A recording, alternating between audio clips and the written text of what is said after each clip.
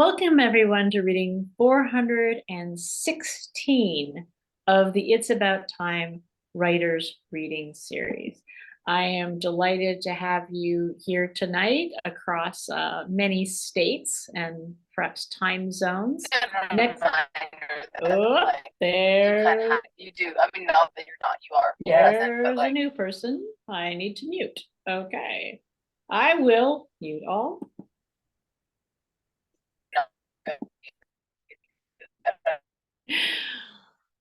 Okay, we should be good now. Once again, welcome to. I'm not echoing. Who is echoing? Reading number 416 of the It's About Time Writers Writing Series, now in its 34th year. Good to see new and new faces, old faces, looking good faces, and I hope that nobody will be a stranger here ever again. Love to have new people. We're always somewhere on the second Thursday of every month. Tonight we have a collaborative reading that I think has been in the offing since about last August. And so I'm excited to finally be able to have this come together. So we're going to be hearing from Joan Fiset, Liz Gamberg, and Martha Wakenshaw. Right now we have two people on deck for the 3-minute open mic. So I will go ahead and introduce our readers and artists tonight, let's say. So Joan Fiset lives in Seattle. She's a psychotherapist and a teacher. She offers second wind writing groups and works with individuals on their writing. Her book of memoir, prose, poems, Now the Day is Over, won the King County Publication Award. Namesake was published by Blue Begonia in 2016. I should have said the Blue Begonia also published her first book. Her 3 books of poetry, How It Was with Scotland, How It Away from Here, and Minor Chord, were published by Ravenna Press in 2019, 2020, and 2023, respectively. Publications include Trick House, Tarpaulin Sky, the Seattle Review, Kirkus Review, Plowshares, and others. Liz Gamberg shares, I'm an artist and teacher in Seattle. I work in various mediums, analog, collage, ceramics, and rug design. These collages that you'll be seeing were created in January and February, just before the impact of COVID. I had never taken on a challenge of creating a series across a contained period of time. I enjoyed momentum and evolution and increased freedom as the days pass. I'm going to let you tell.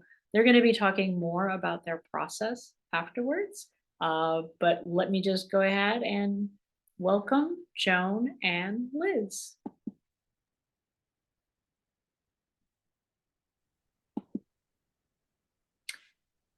You may need to unmute yourself, as I have muted many people. So I didn't realize I was muted. Sometimes I speak when I've muted myself. Okay, I was saying thank you for having us tonight and everybody for coming. Joan, do you want me to say what we're going to be doing? Oh, why don't you do that? Okay. We are going to go through the book Minor Chord that Joan and I collaborated on.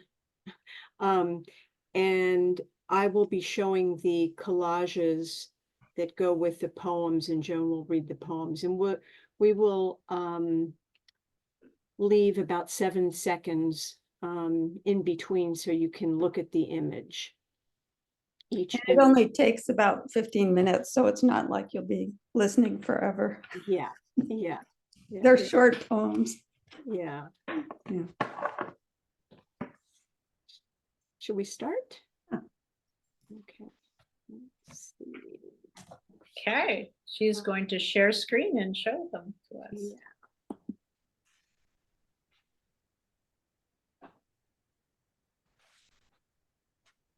Meaning is revealed by the pattern formed and the light thus trapped. not by the structure, the carved work itself. Wilfred Bion, A Memoir of the Future.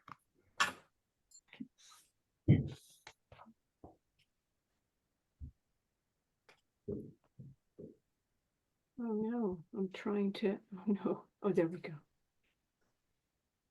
Omen, all set and steering toward, yet downpour means hold on. So tonight I'm hoping he isn't reminded we've gotten the mother load the paper nest can pay.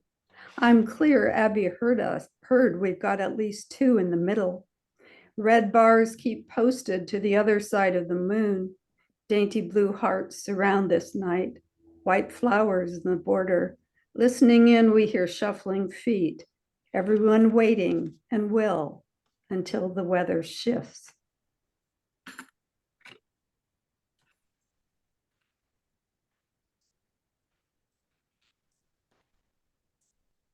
Unless we meet in the center, this disconnect becomes tomorrow. I want it cinched for good. A little rain, sky beginning to clear, simple requests, as when keys fit locks just right, a name remembered on the other side of dusk.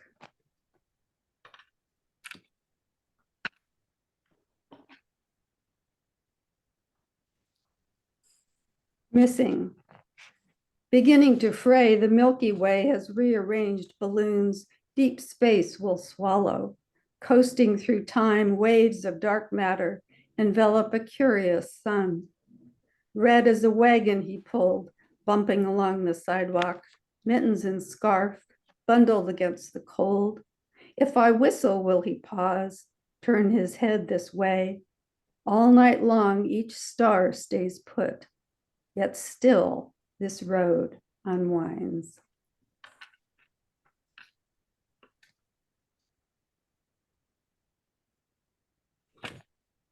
Balm.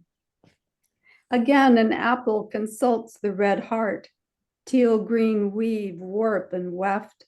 She grasps his collar in her hand, big dog in the doorway.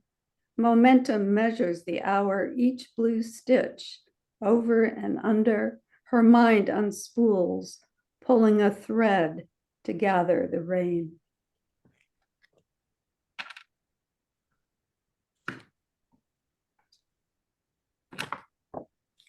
Capture.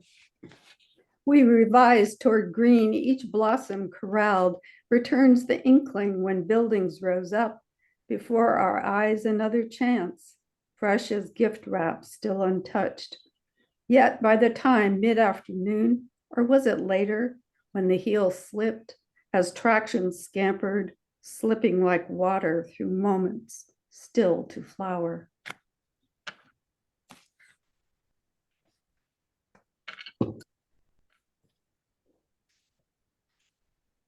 First sight, scalding, set it down, scorched, turn it off. Where balance figures out the day without hurrah, open eyes feel seen.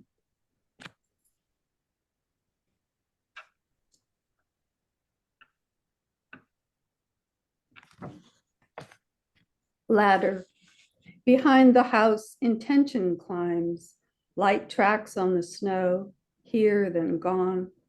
Invisible ink, the letter meant to write.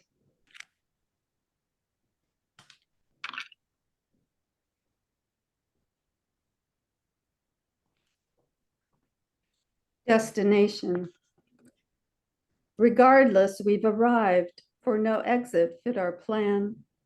After trading shadows quick and fleet, we fled into this awkward retreat where still she whispers. Buckingham Palace's guards never blink, snug inside her chambers, single rows upon her tray, because they guard the queen.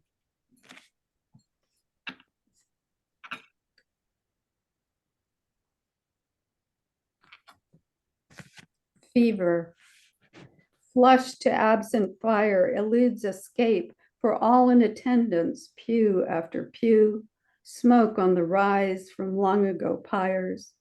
They search his face, eyes reach. Without moving, longing casts forth its line, farther than amazement or gold so thin.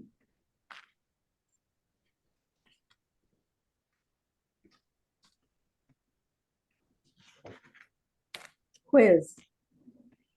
What isn't fair squares to another translation. Furious equals a slamming door, alone behind the fence. Lonely in an empty room. Moving day adds up to gone. Please pass the phone. Far plus far.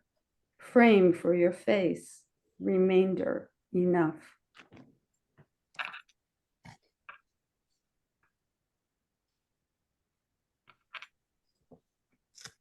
Cross-eyed.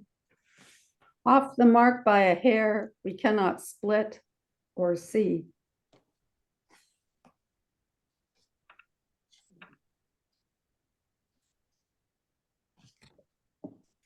Minor chord. Another moon and you emerge, willing to review our story. Shells be strewn over rocks below. This is our breakage, you say, then turn away.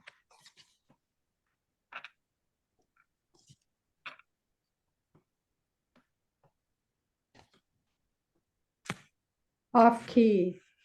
Without interruption, a red assemblage resides above lapses defined by rhythms of excess contradictory points so fine no one disagrees or requests a sermon more congruent for this performance. Conviction bent to circular ripples, deaf to disturbance.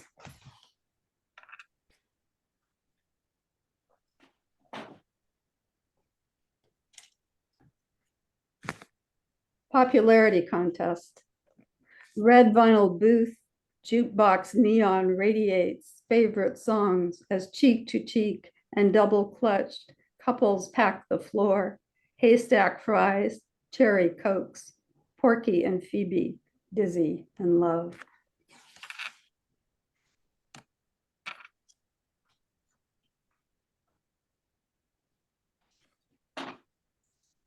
Out back. Neighbor's arbor, white dust on purple grapes winding through the lattice. R6 tulips far apart, the only garden behind this house. Shiny petals, same color as the grapes. White dust, their bloom is safe to eat. No weeds sprout, never a bouquet. Each blossom opens, stamen, sepal, stigma, pistil, into silence, passing.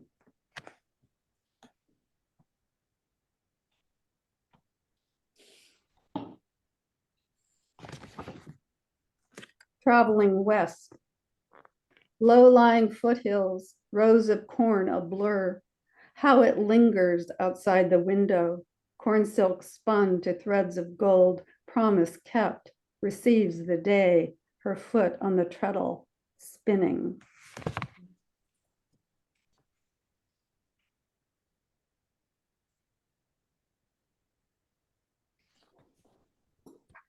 Partial. Another dip. Again, you say, I'm sorry. To green, arriving much too soon, unprepared, nothing in place between clipped wings. This scurry to contain fallen on its face, no one home to listen. Faint voices through the wire, unplug your ears, but over here, a corner begins the day.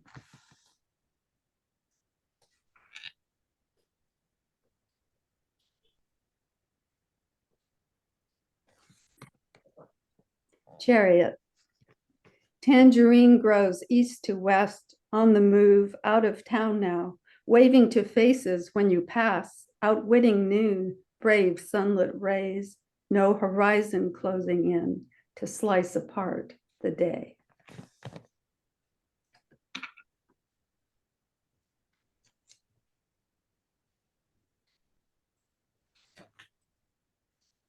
Lost sock. Excuse me. Lost sock, rummaging bottomless piles. Loss arrives on time to lock the doorway out. Another lapse, sink back. Black embers investigate how to walk the question. Clothespins punctuate.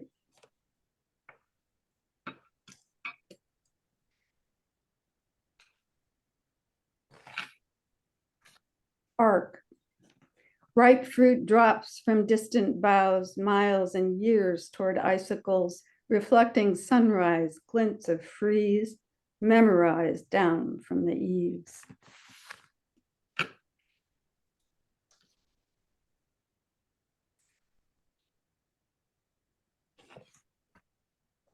Harmonics. Unmoored melody seeks a perch, this empty branch high up, and when you squint, the roof grows small, midnight tempo, pulsing dark.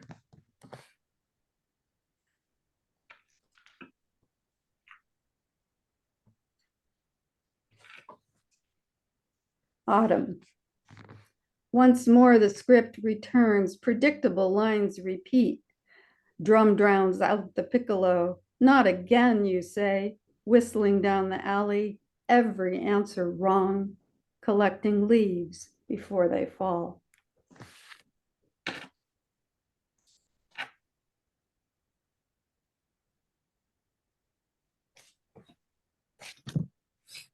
Farewell. Mending baskets, holy socks, darning egg, ready for more. Now you're heading out the door, yellow tweed suitcase in your grasp, the other hand waving adieu.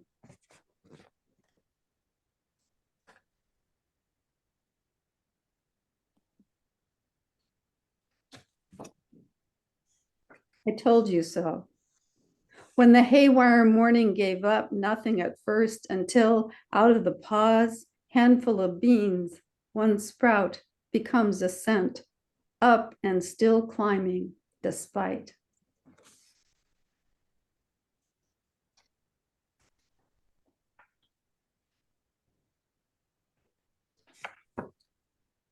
Oh no. When they call step up, only shambles, scuffed shoes loiter outside the door. Until Sunday best, patent leather Mary Janes, tiny straps across each foot, agree to try the stairs.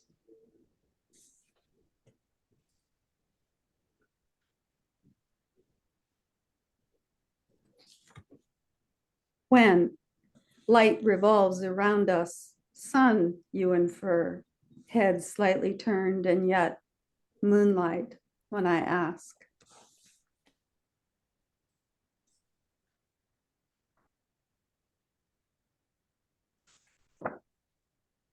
Surrender. Outside the door, ready to scramble, halt, start here. The room is listening for what your eyes remember.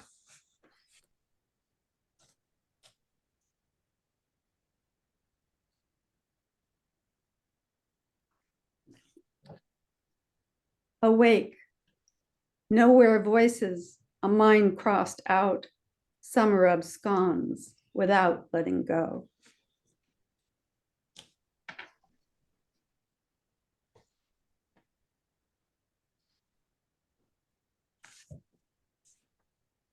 Alphabets. Here we sit, higher than before, midnight efflorescence, but far away. Small leaves linger where fingerprints whisper our names. Instructions abound for when we learn to read. Wooden blocks of ABC, apple, baby, cat. Towers stacked and then knocked down when you said again.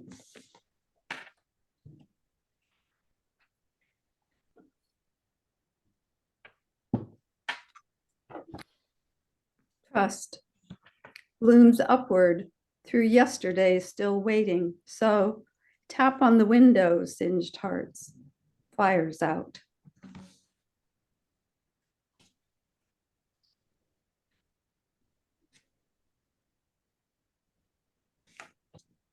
Omen, all set and steering toward, yet downpour means hold on. So tonight I'm hoping he isn't reminded we've gotten the mother load the paper nest can pay. I'm clear Abby heard we've got at least two in the middle. Red bars keep posted to the other side of the moon. Dainty blue hearts surround this night, white flowers in the border. Listening in, we hear shuffling feet, everyone waiting and will until.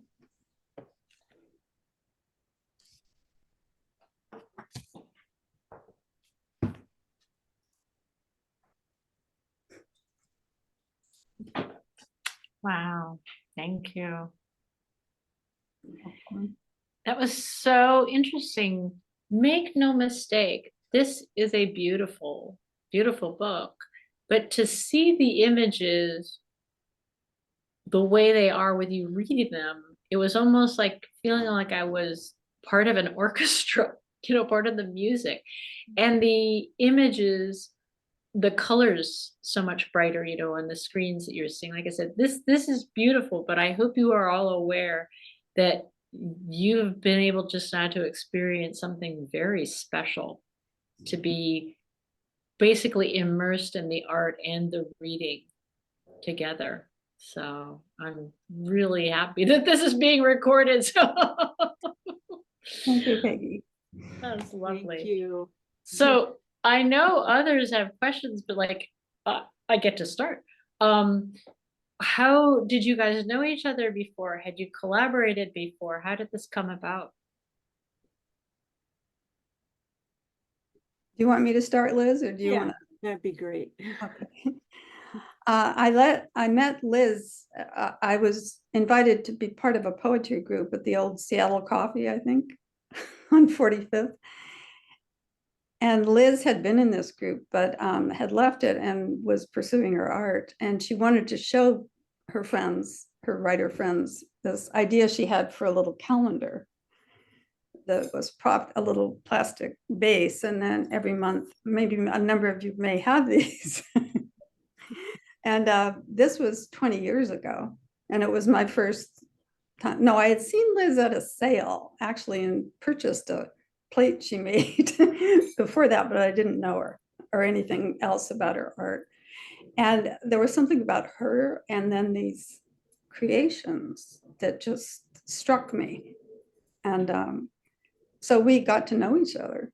And so we've been friends for a long time, and I have purchased many of her creations, rugs and wall hangings and cups. And her art, for me, I live with it in every room practically. We have something of Liz's. And I said, it's very whimsical, but I think I said this to you, Liz, years ago. But I think what, for me, makes it so powerful is what I see as a minor chord in each piece. There's a little dark something. And for me, that's why I continue to buy more pieces and love living with all the ones I have. It just answers something. So we've known each other, we've shared a lot, but this collaboration, I think, is the first time we've really brought our respective sensibilities together. You want to say more? Yeah, well, I just really appreciate that you see the minor chord, because I was just having this conversation with my friend Michael yesterday that I just I don't want my work to just be cute and light and pretty. So I really appreciate that you see them, because I don't feel that way. So I've always appreciated that you see the minor chord.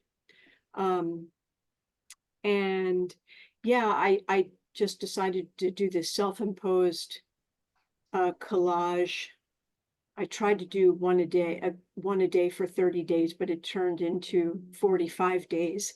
And after I did that, Joan said, would it be okay if I wrote to these images? Of course. And that's how it all started. But then the pandemic struck and my muse was somewhat frozen. So it was in October when we were coming out of lockdown, when we were no longer in the heart of the pandemic. I mean, there's still COVID today, of course, but I thought, well, maybe I could try to give this a try. Because you showed me the slides, you'd sent them to me. Mhm. And so I did it. I mean, I'm pretty quickly. Yeah. And you were very positive. I would send you batches. Yeah. Yeah. It's very exciting for me to, I've never done something like this. And then, you know, Joan had published with Ravenna Press, and is it Catherine? Is that her name? Catherine Montala. Yeah, she was very open to publishing it. So it just Mhm. went really smoothly and was a great process. Yeah. Yeah. Were there any changes that occurred, once, did Liz have feedback, or was it just like, oh my gosh, okay, that poem is perfect? Or was it just meshed? It just, for me, it It's just, pretty fluid. Yeah. yeah, Mhm. very, yeah. I think it had been unconsciously cooking for a long time. Mhm. And I had seen the slides before COVID, and Mhm. they were in my mind. And so then when it was sort of like, something popping up in the spring that had been under the earth for a while. So it wasn't like it was a quick thing to do. No, it was just dormant, yeah. But, Till but once spring. it came up, it was pretty formed. Mhm. Wonderful. Yeah. And then when you did, I know you did your launch at University Bookstore. Did you do it with slides and this kind of same reading together? Yeah, it was almost exactly a year ago. It was. Yeah, Mm. because it came up in my Facebook reminded me. Mhm. And it had to be postponed because I got COVID. That's right. That's right. There's a kind of synchronicity to the whole thing. Yeah, at all. Yeah. Mm. Yeah. Mm. Do others have questions for them? Feel free to unmute yourself or put in the chat.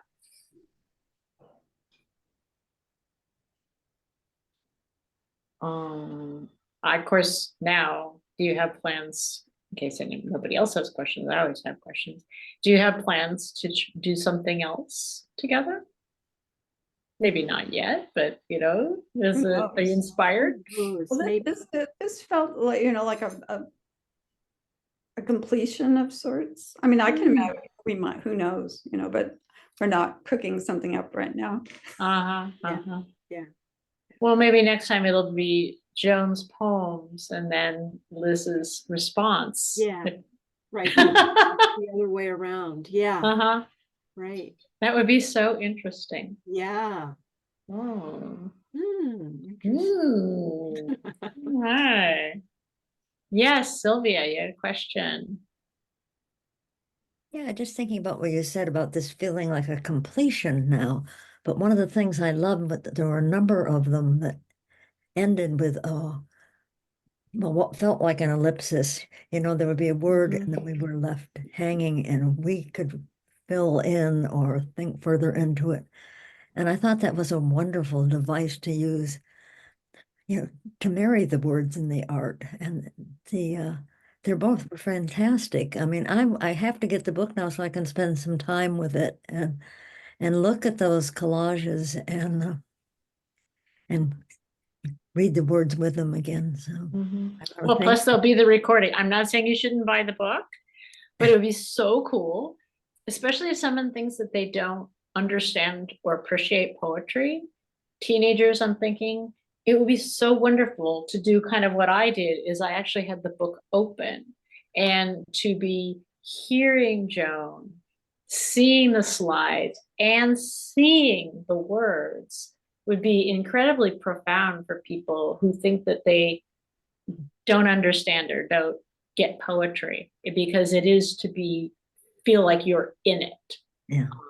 So I think that'd be a wonderful coaching tool.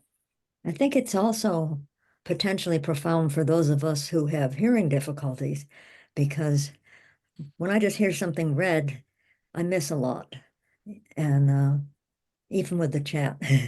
So, I mean, being able to sit then with the words and the art would be wonderful. Yeah, it was so much more meaningful, to hear it that way. And you're right, Sylvia, in terms of what you said, that sort of ellipsis, the very ending, to see, everyone waiting and will until. Hill. Oh, amazing. Oh, yes, Beverly. I was wondering, Joan, could you say something about that sort of in a way, the ellipsis of the first image and then the final image, the repetition of the two? Well, the italic part, you may have picked up on this, but that's a text merge of the language on the page in the collage. Because Liz used a page of writing that you were at a collage workshop, weren't you? And you just picked up a piece of a page from a book. And so I merged that, and then it just felt right to bring it back. So there'd be a kind of continuous sense of ongoing, whatever this is, but then the until is added. So it sort of tips it in this obscure map of language. I think there is a sense of direction to some extent, but it's all informed by murkiness. I'm talking not about Liz's collages, but about my poetry. And her collages enable me to find a direction and like the beyond quote, the meaning that the structure invites.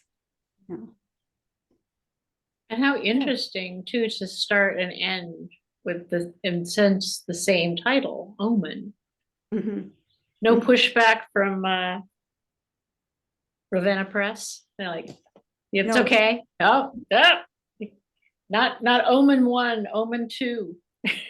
She might have even suggested ending with it.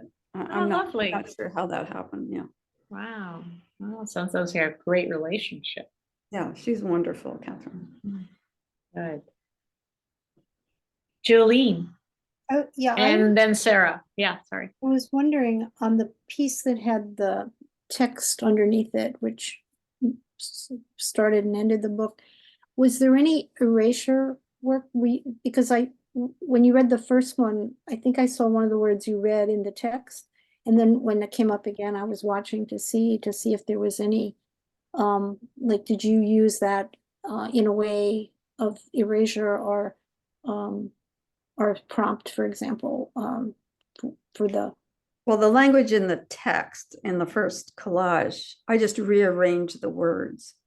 Okay. So I didn't erasure you take out until you get down to something new that's already there. Or was there. And so it's just a mixing up of the language. Oh, okay. That I had that feeling that you did play with the words. Motherlode. Found but not erased. Okay. Found Rearranged but not erased. Yeah. And not all of it, not all the language is used. Sarah, you had your hand up. You have a question. I hope you can hear me. I'm outside. Yep, you're good. Okay. I've read the book, but I was so struck by what felt like the sense of momentum that maybe people are referring to with the ellipsis, and a sense of narrative arc. And so I'm curious, were the images in a particular order when Joan wrote to them? And also, did Liz have a sense of, an arc doesn't have to be linear necessarily, but a sense of a beginning, a middle, and an end? The images were in the order in which I created them over the 30 turned into 45 days. And I think there was an unconscious momentum, I guess I would say, that, like in the beginning, the first few days, I was like, what am I going to do? But then I think some patterns and imagery started repeating, like I built on, I noticed things, different things each time we go through this, but there's this positive negative where I'm take a piece of paper and kind of cut out these sort of buds that almost look like buds, and I use the remainder, the positive and the negative, and I did that in a few consecutive ones. So I think that's what I can say about momentum, I guess. I'm not sure what else to say. Well, that's very interesting that was your order. So Mhm, over that's to the you, order. Joan. Yeah. Right, yeah. Yeah, that was the I'm good at following directions. yeah, it Being felt told, right. how to Right. proceed helps. I mean, I'm just thinking back to certain classes I took or workshops. There's a sort of secure, and so there they were, and that was the month. And so there was I had no interest in disturbing the coherence that she created. Fascinating. That was a great question. Thank you, Sarah. Okay. Last chance for questions. We always come back if there's time afterwards, but I'm also aware that we have East Coast people waiting to hear from our other reader. So what I'm going to do at this point is I'm going to introduce Martha, and then we'll have the open mic following. Okay, so let me welcome Martha, who was, by the way, when we arranged for Joan and Liz to do this a long time ago, I said, is there anybody else you'd like to invite? And they don't know which one it was, but somebody said, Martha Wakenshaw. Martha Wakenshaw is a poet in process, working on her collection, Prison Poetica, that mines themes of isolation, entrapment, and ultimately freedom. She has published 2 books, This Child of Mine, A Therapist's Journey, and Caring for Your Grieving Child. She is an award-winning poet and a strong child advocate working in the Washington state courts and as a psychotherapist. Martha's work is informed by her love of nature and her work with children and teens. She enjoys entering the liminal state and creating what surfaces from these inward journeys. Martha is in Kingston, Washington with her longtime partner and dog, Rodeo. Welcome, Martha. Thank you, Peggy. Yes, Rodeo is probably watching. She's a cute little thing. And thank you, Joan and Liz. That was beautiful. And I also have the book and one of Liz's bowls. So just get to bring it home. So I'm going to divide my work up into 4 parts, and it is vocata is number 1, which is I have been called in Latin, or I was called, and it also means voice and vocation. The second part is Prison Poetica, and that's the collection I'm working on. The third part is Cancer Chronicles. And the fourth is Studies in Swimming. And I just have a few in each category. I don't write to theme, but it just worked out that way when I started reading these over and getting ready for tonight, that, they kind of fit into those categories. So, having said that, I have an opening poem and a second one that don't fit into any category. So I'll start with these 2, and then we'll move into vocata and voice, and you will hear how I have worked hard to have a voice and to even be able to be here and share my voice with all of you. So thank you for coming. Something to walk toward. The woman with the arms of a porcelain doll is drawn to lit up window panes. Just above ground floor, she wishes to slip out of her party dress, out of her skin, out of the cracked window through the portal of smudged sunshine. The body breakable, the bones perishable. The arms stiff and white cannot stop her. It's a matter of survival. Current thoughts cannot solve problems of the past. The polite stance doesn't work anymore. Neither does the inaction or the longing to be somewhere else without attendant motivation. This woman is slender like a blade of common meadow grass, her hand tentative on the sill, almost curled into cupping there. She has her pretty on. I search for her tough. She needs something to walk toward. Slow forward motion like a child pulling along a train, a toy train. Her heart is too big for her smaller body, but anyway, it is closed for the day. Accusatory sunlight could cause her to walk away. The next poem is about my work with mostly with children. And so I'm going to read this one called Keeper of the Golden Stars. They come to me beautiful, jagged, broken like geodes, all dark rimmed and crystalline inside. They come with deflated chest cavities full of abandonment. They come as sibilant siblings, tracing invisible letters on each other's backs, spelling the name of the ones who left them. There's the pinstripe shirt tail, as untucked as his mind. The woman who leans forward, elbows on knees, head in hands, a shock of black hair falling over her left eye. The one whose breath is made from small bellows. A man's wedding band is gone, and in its place, a circle of white below tan knuckles. He will not win any arguments this way. His wife slammed the door on him, and all the air whooshed out of the room just that fast. One girl comes with softened edges and a brief smile. She's an indigo child, named this for her emotional acuity, the poetess, the hunter, the seer.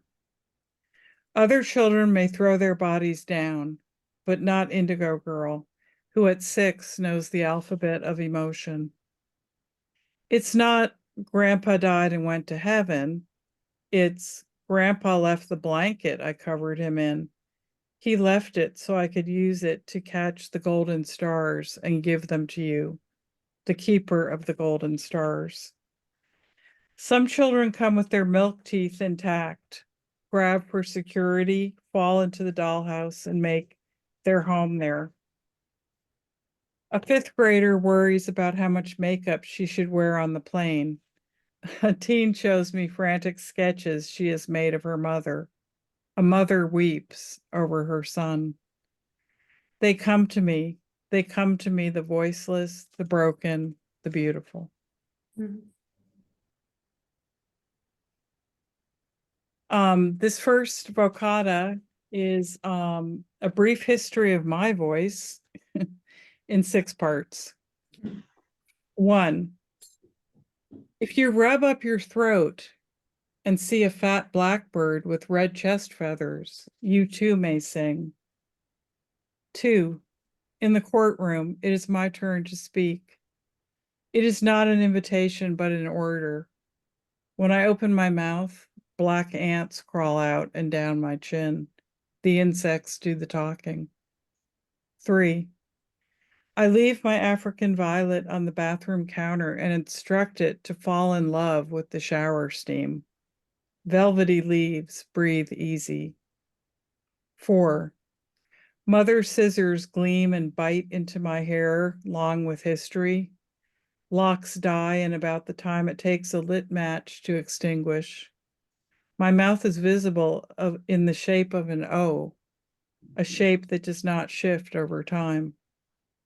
5, Mr. Bailey wears a gray suit and tries to teach me to say the letter R correctly.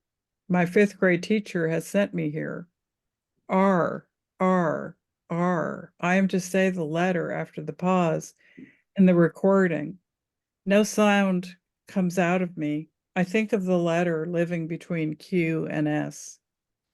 6, dahlias with their throats cut do not know any better but to bloom in spite of themselves. This poem came out of a meditation group I'm in. It's called Decay of the Bell. Someone talked about the decay of the bell in the group, and so I wrote a poem about it. There's an epigraph by Basho. It goes, "The temple bell stops, but the sound keeps coming out of the flowers." My mind awakens to 3 strikes of the singing bowl, each sound stream a decay of bell tone. I listen until vibration mutes the air, and in that place where silence resides, rabbits and flowers and green vines flourish. The inner ear champions balance, embroiders a tapestry of echoes, loosens my tongue with auditory cues. The bell's voice, not so different than the concentric circles that make up my own. There's no such thing as casting a wide net when precision comes to bear on sound waves. My words exactly this.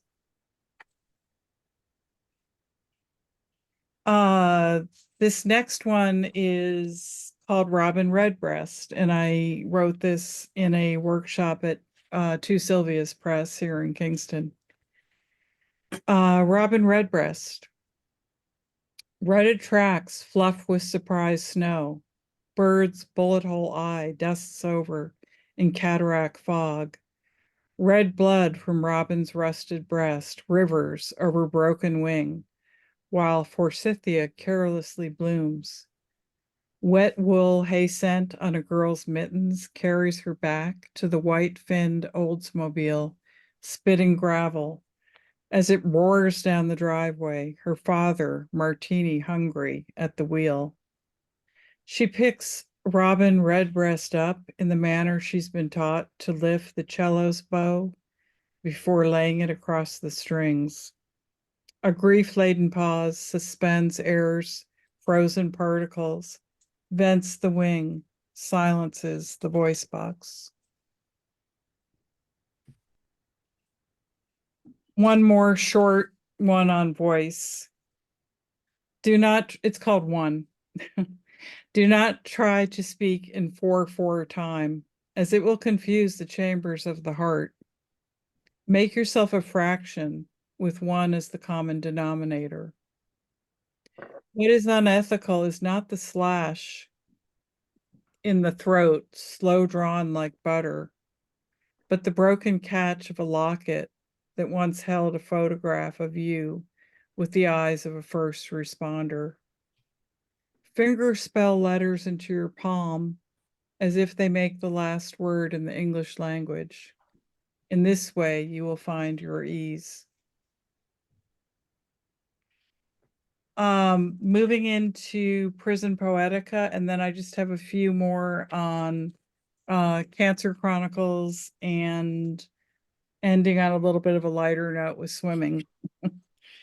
Prison Poetica, I spend time in court, and this poem is about witnessing the prisoners being brought down the hallway on a break in my family law hearing. Hush. No guns get through the metal detectors, but anyone could open fire once inside the bulletproof glass. I wait my turn in the security line, but this is nothing compared to the male prisoners, gray-faced, in regulation-issued sandals, shuffling, single file, one handcuff to the next, in a line of 8 or 9, down the corridor to their courtroom hearing, in the way elephants walk in a circus, their trunks and tails entwined. One guard leads with holster on hip. The other guard punctuates the end of the sentence. Clear the hallway, step back, the guards say, as if these men with their downcast eyes were real criminals. This one is called Prison Poetica. It goes, fake red bricks line the walls in the dim halls of justice. I count those bricks one by one and enter into dry cement. Dust motes dance in weak winter sunlight that trespasses through tall slices of window. I wooden my insides and hold a hand mirror to my mouth to make sure I'm still breathing. There in an unlit corner, a couple kissing. I can barely grasp the way their hands intertwine like the necks of two swans. I wonder what swans swim in this divorce court, where visitation days for children are counted out in cheap, shiny coins. Inside a door marked as 227, the air is rare. The judge might be smarter than a crow that hunts glittery things. I sit at counsel table and study my hands mottled with age spots, spread my fingers out, and leave an imprint of sweat on the table. I concentrate on the only true living object in the courtroom, a bookcase stuffed with self-help recovery books. This must be the room for drug court. The only thing that could save me from hearing the ruling on my case would be to touch the spine of even one of these books. The ruling comes down hard. Without the gavel, it holds more weight. A child broken into many children, his baseball hat backwards and askew. For weeks, I balled up my fists while the rest of me went away. For weeks, I fought with my brain because my heart was so tired. For weeks, I prepared my statement and choked back on the throttle of emotion. In the court, a certain surgery, a precision that is other than ordinary. In the courtroom, a murder of crows that land at my feet. I have only my hands to cup the sky.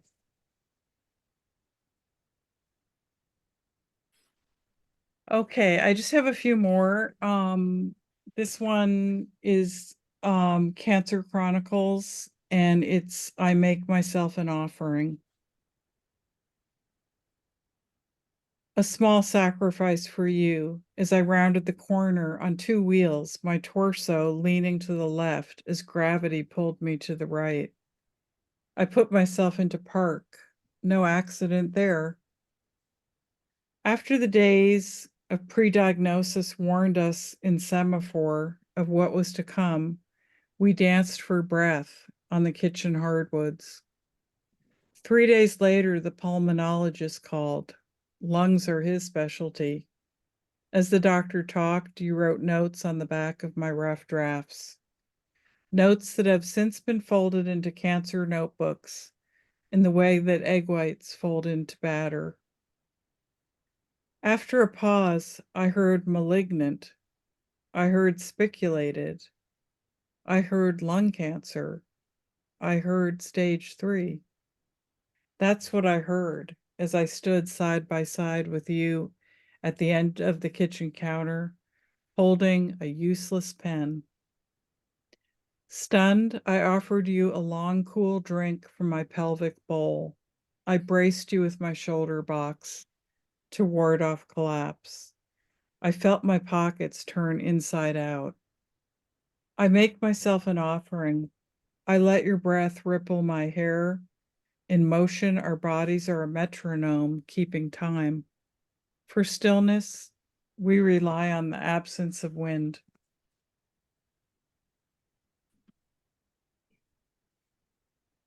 Cancer Chronicle 2. After many months, I came upon it again. Tumor in the tree fed by a network of veins blot out the core of the sorrowful sun. The center holds tight with embryonic purpose. I look to the lattice work of light, what's left of papery leaves, translucent in the daytime. What is needed is a push of blood away from the arteries, the esophagus, the trachea. The breath of a woman will not become the breath of a cat. After many months, I came upon it again, her sweaters folded in a pile like drifted snow. White pearls against the open palm of her chest, the sense of her like a scent that lingers just long enough.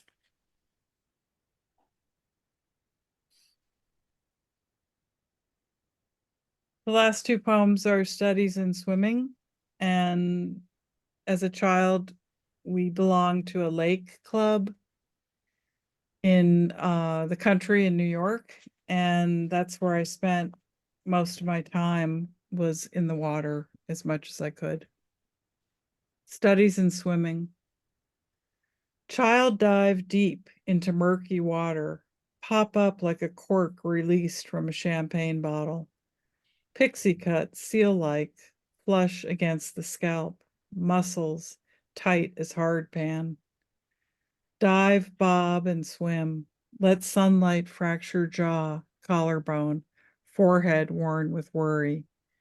This business of swimming, water's sweet intention to hold the body with its body. Hips fishtail, feet flutter kick, morph into mermaid, water nymph, star of the swim team. Home and dry, mother lies flat on her back, hair unspooled, curtains closed, hardback open on her chest. I enter the house as a burglar, open the icebox, grab a cold plum, pierce its skin with my teeth, shatter the silence.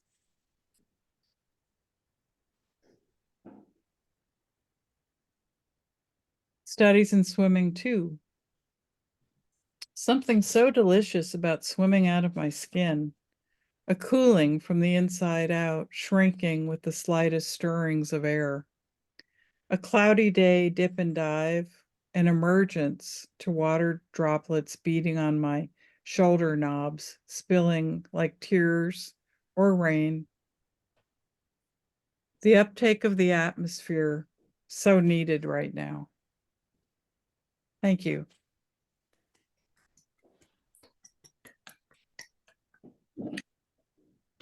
Thank you, Martha. I'm so glad. I know it's your first time reading for us, and I hope it won't be the last. And I think we're all recovering from your almost devastating surgical precision in your poems. Those are really amazing. I'm in awe of you with the line, folding them like egg whites, and just really amazing stuff. Thank you. Thank you. Oh, deep breath, everybody. Okay. All right. We have two open mic readers, and then the night is still a bit young. So if you have any questions for Martha, or if you thought of anything for Joan and Liz, we can come back to that. So Francine Walls. Here we go. All right, I have one poem to read for you. The Song of the Motel Maid, Lift, Push, Pull, Haul. I check my checkout list, knock on the door, enter. Outside, the sun and traffic blur. Inside, there's lipstick on the mirror, hair in the sink, condoms in the waste can, cigarette ash in the carpet, blood on the sheets. My wheeled cart waits outside the room like a mule. It carries the tools: whisk broom, garbage sack, spray bottles, vacuum cleaner. Already my body aches. It carries the supplies: toilet paper, linens, towels, washcloths. Changing the bed, I find a dildo. It carries the disposables: shampoo, conditioner, soap, lotion, shower caps. A man opens the door, looks at me like a great blue heron sees a minnow.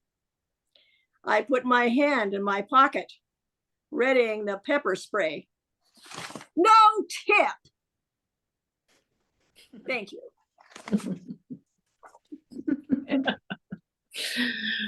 Thank you, Francine. She has had many different hats in her life. I love reading her bio. Sylvia. Sophia Pollock, I get to hold up her book, which I acquired last night, but didn't have signed. Silly moi. So, Well, we'll remedy that. yes. Yes. Yeah. So this is a poem that was born last week at a group I'm in called Writing Refuge, and it's not grown up yet, but I thought I'd share it with you in its current state. So this is called Reframe. The word suffer nestles in a basket woven of reactions and perceptions. Nothing wants to suffer, but nerves send signals of distress. Stubbed toe, inflamed tooth. Mind makes misery out of perceived sights, tones of voice. What if the stubbed toe is simply a reminder that you are a physical being, with all the joys, pains, and sorrows that go with that? Stubbed toe as Zen master, thwacking you across the shoulders, bringing your attention back to now, strengthening your ability to mold perceived slights into new forms. Shards of colored glass assemble in a stained glass window. Without the discipline of lead, the jeweled window pane is just a pile of bits of glass. Reframe the hurts. Even suffering needs compassion.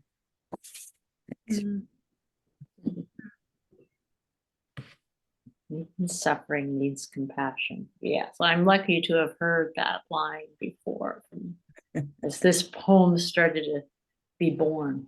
Oh, thank you. All right. Well, we have a little time in case you want to extend our Q&A of tonight. Next, Julene will be reading next month, by the way, along with the It's About Time founder, Esther Helfgott. And Julene, are still here. Who's your friend? I meant to look up our next reader. John Treat. John Treat. Treat. I get confused. I want to call him like John Treat Whittier, but it's John Whittier Treat, right? Yes, great. He is one who waited out the pandemic to be an in-person reader. So on July 11th, we will be back in the Ballard Library with or without books. I'm hoping the cyber attack will have resolved. And it's easy to remember July 11th. It's sentencing day. And also, just for those of you that doesn't mean anything to this, and this really means nothing to me, it's also Free Slurpee Day at 7-Elevens. So think orange Slurpee and it all kind of comes together. Okay, so I will go ahead and stop the recording so that we can feel free to chat. Thank you all. And as I said before, if this is your first time, don't ever let it be your last.